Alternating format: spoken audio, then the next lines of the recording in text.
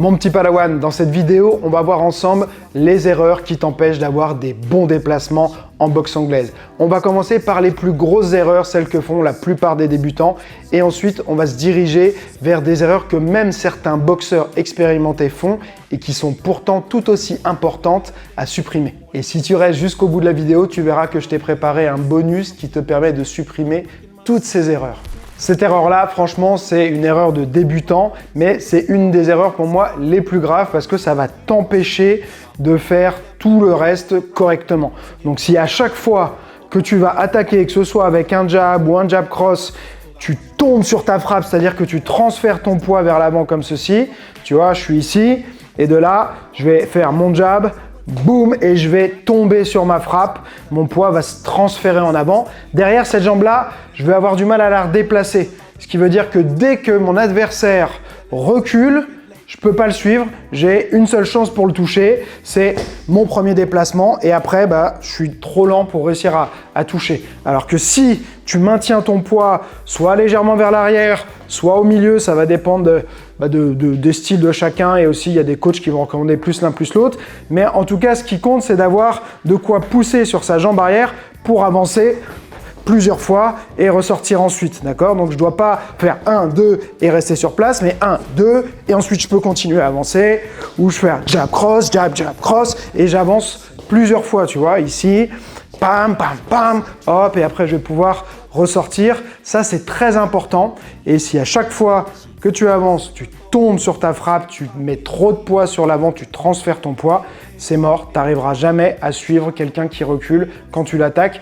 Et on va dire que c'est quand même quelque chose d'assez fréquent. Les gens, ils n'ont pas envie de recevoir des coups. Donc il y a ceux qui font la boule, c'est plus facile. Mais ceux qui sont un peu mobiles, qui vont reculer dès qu'on les attaque, tu n'arriveras jamais à les toucher si tu tombes sur tes appuis. Erreur numéro 2, attaquer avec le talon. Qu'est-ce que j'entends par attaquer avec le talon? C'est pas question d'aller attaquer quelqu'un avec son talon, on n'a pas le droit en boxe anglaise. C'est quand tu vas te déplacer, d'aller attaquer, donc poser en premier d'abord ton talon et ensuite le pied. Ça, c'est hyper fréquent aussi. Pourquoi? Parce que depuis qu'on est né, du moins depuis qu'on sait marcher, tous les jours, on attaque avec le talon à chaque fois pour marcher.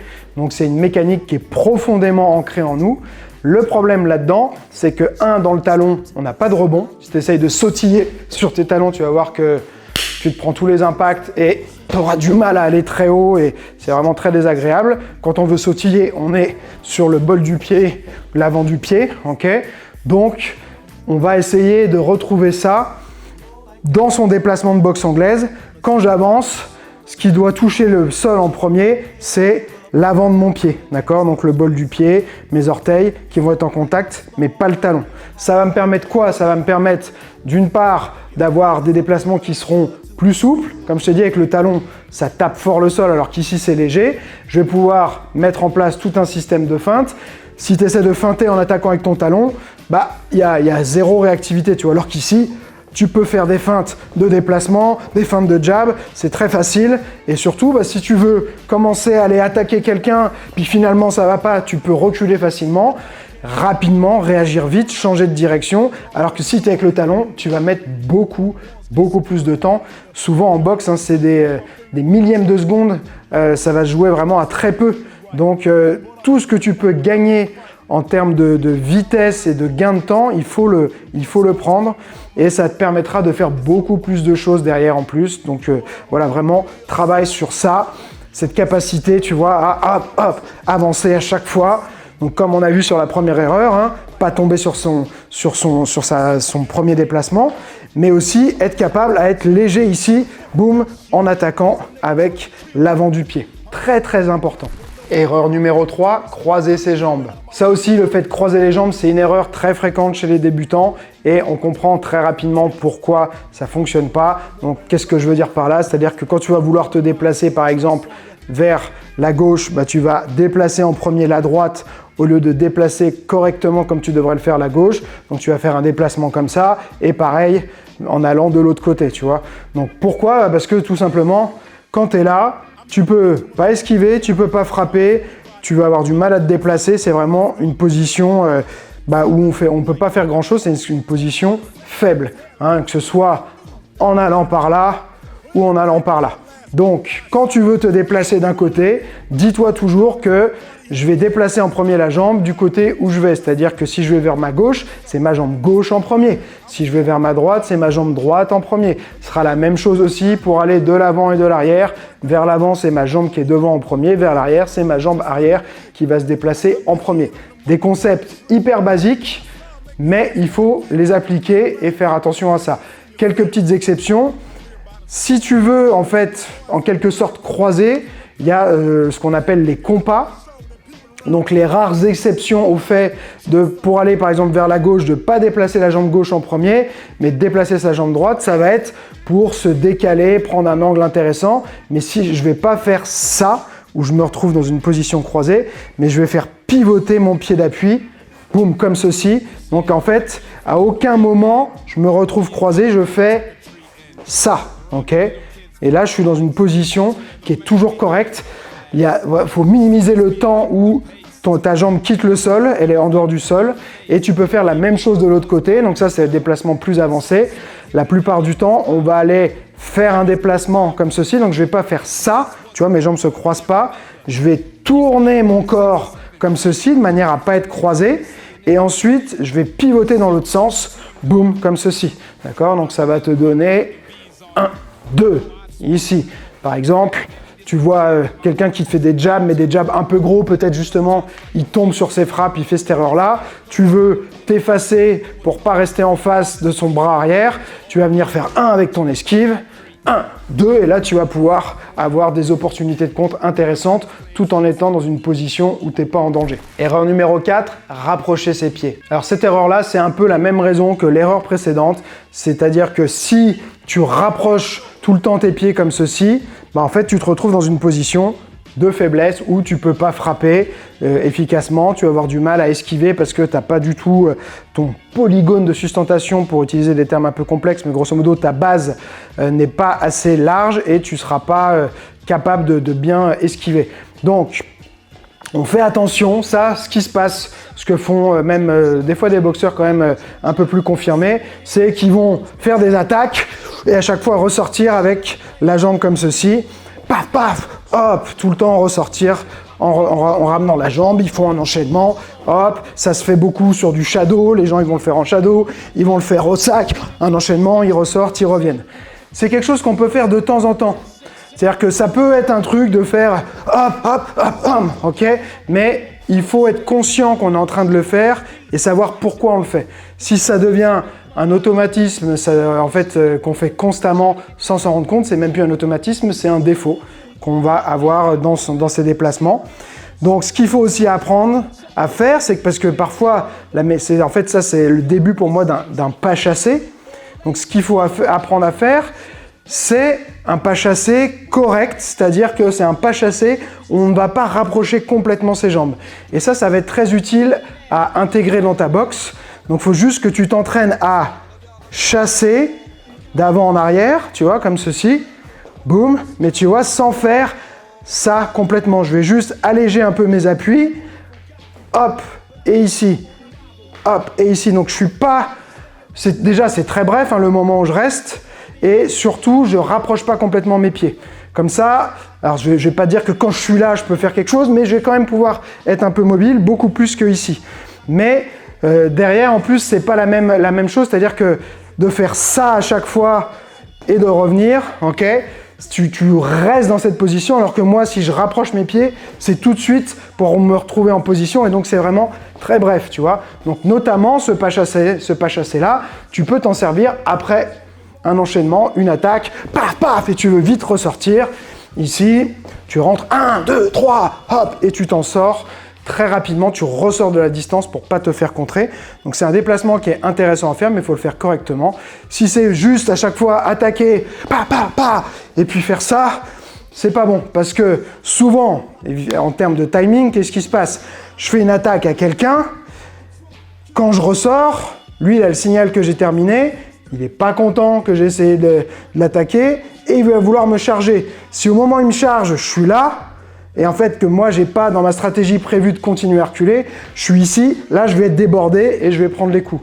Alors que si je fais mon pas chassé en maintenant un certain écart, je l'ai attaqué, je commence à reculer ici, mais il me charge, ouh, je suis loin, il ne va pas réussir à me toucher. D'accord? Donc la distinction, elle est super importante. Erreur numéro 5, perdre sa position. Alors là, on commence à rentrer un peu plus dans le détail. Ça reste pour moi une erreur quand même de débutant, mais c'est plus subtil à comprendre. Qu'est-ce que j'entends par là?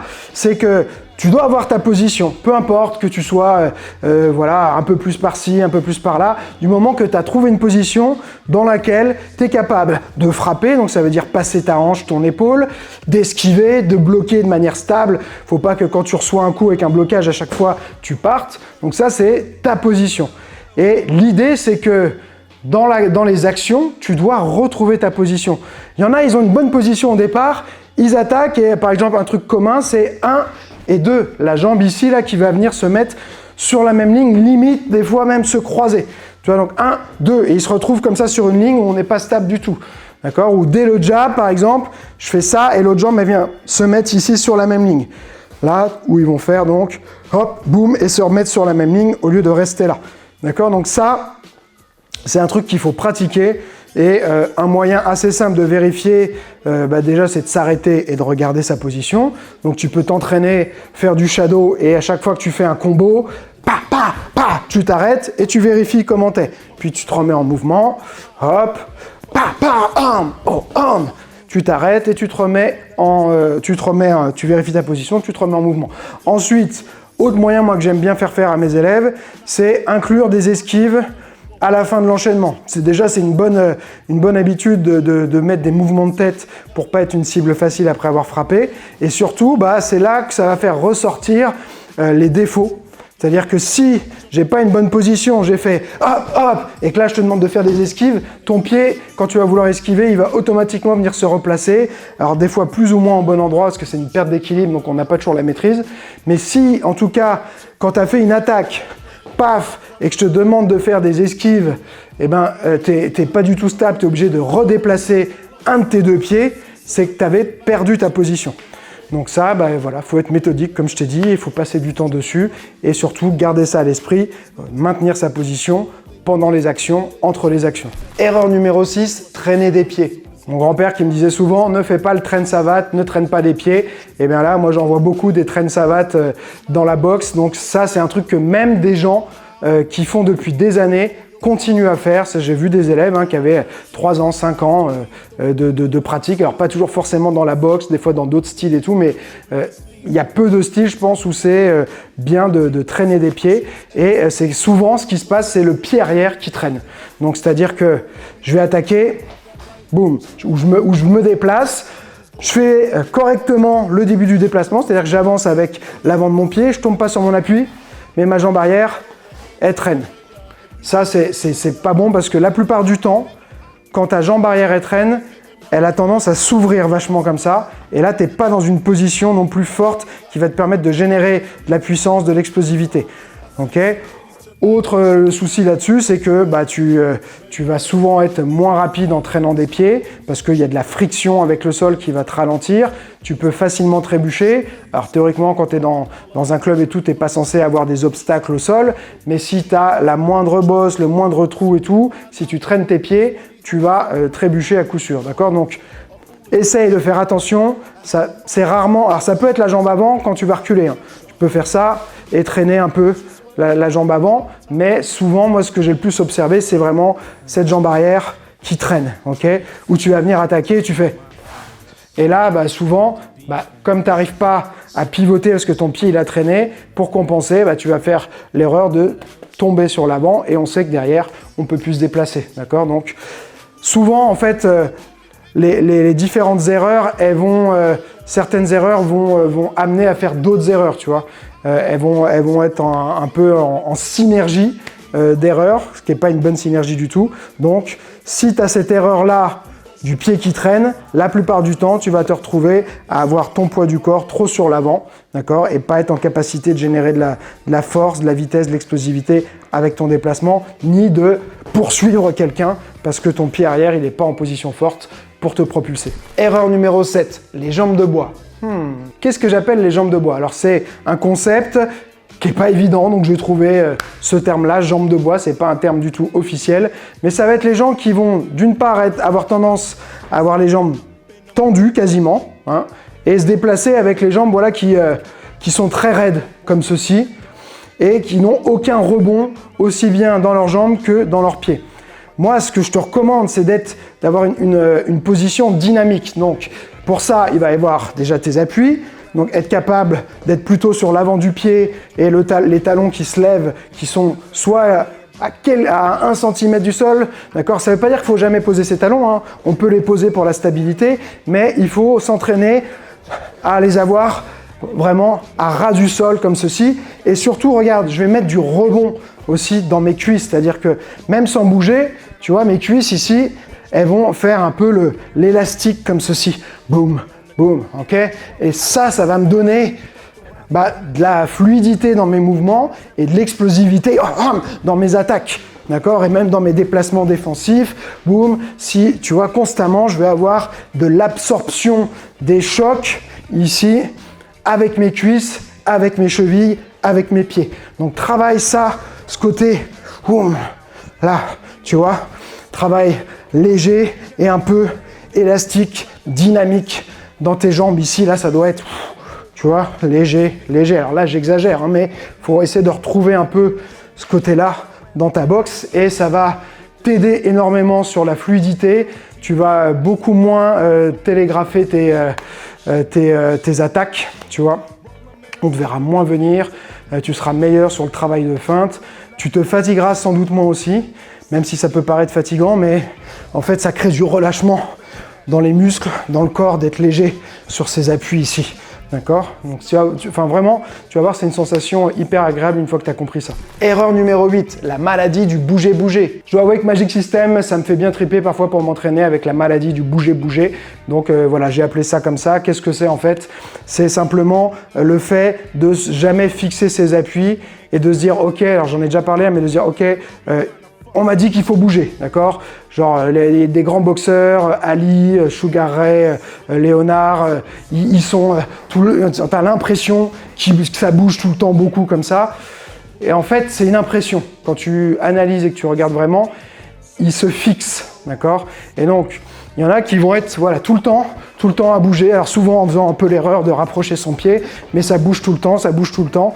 Et en fait, le fait d'être tout le temps en mouvement, alors ça va peut-être te rendre plus difficile à attaquer, mais toi aussi ça va rendre difficile ton système d'attaque, tes attaques.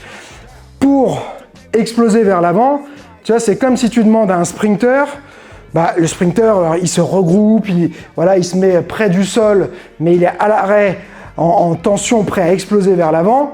Si tu demandes à un sprinter d'être dans une position où il bouge dans tous les sens comme ça et tout, tu verras que son départ va être beaucoup, beaucoup plus lent.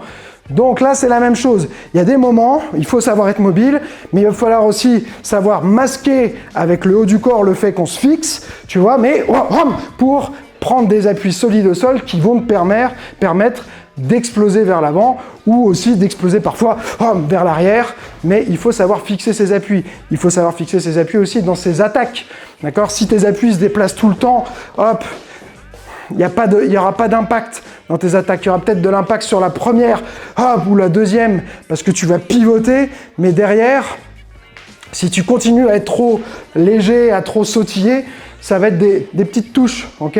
Ça peut être une stratégie, hein. Tu peux faire des pam, pam, pam, à la Ali, bam, bam, les flicker jab ici.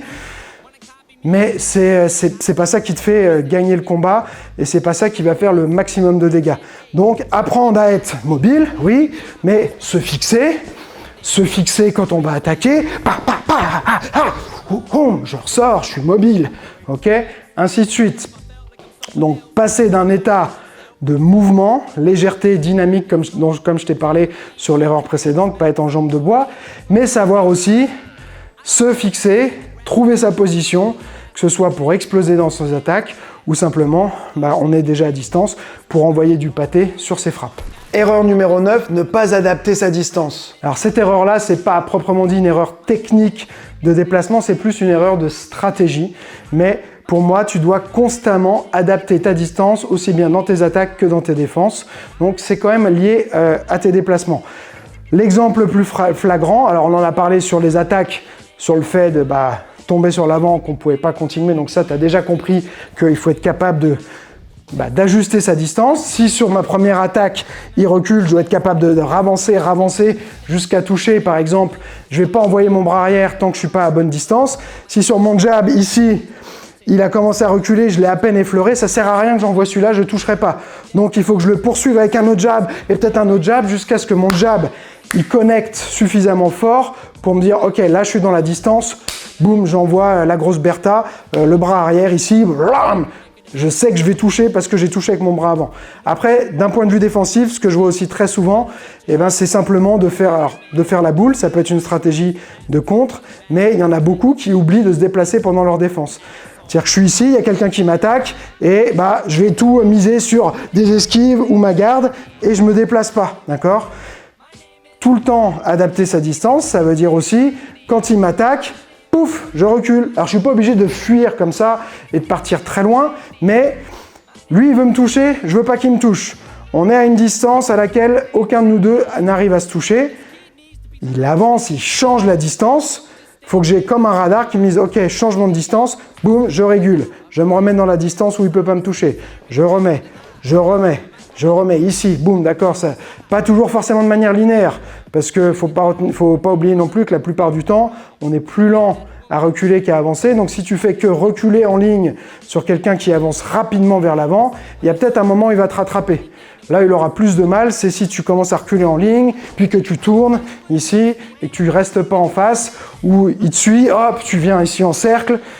Là, pour lui, ça va être plus compliqué, mais que ce soit de manière linéaire, circulaire, tu es en train d'ajuster ta distance et ça va vraiment tout changer, donc aussi bien dans ta stratégie d'attaque que dans ta stratégie de défense. Ok, maintenant tu as compris pourquoi il fallait pas faire ces erreurs.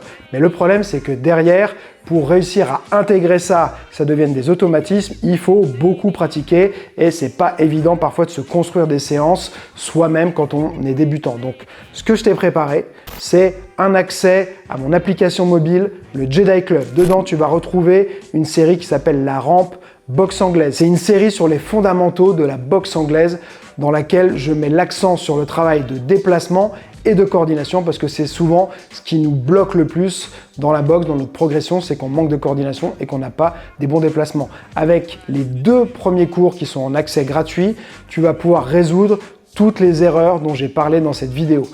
Tu as juste à télécharger l'application, c'est disponible à la fois sur Android et sur iPhone. Tu crées ton compte et tu pourras, en plus de ça, avoir accès hors ligne aux vidéos, tu pourras les télécharger et tu as aussi d'autres entraînements gratuits de shallow boxing, de sac de frappe qui sont exclusivement sur le Jedi Club dans l'application mobile. Je te souhaite un joyeux entraînement et n'oublie pas, celui qui croit savoir n'apprend plus, alors garde l'esprit ouvert.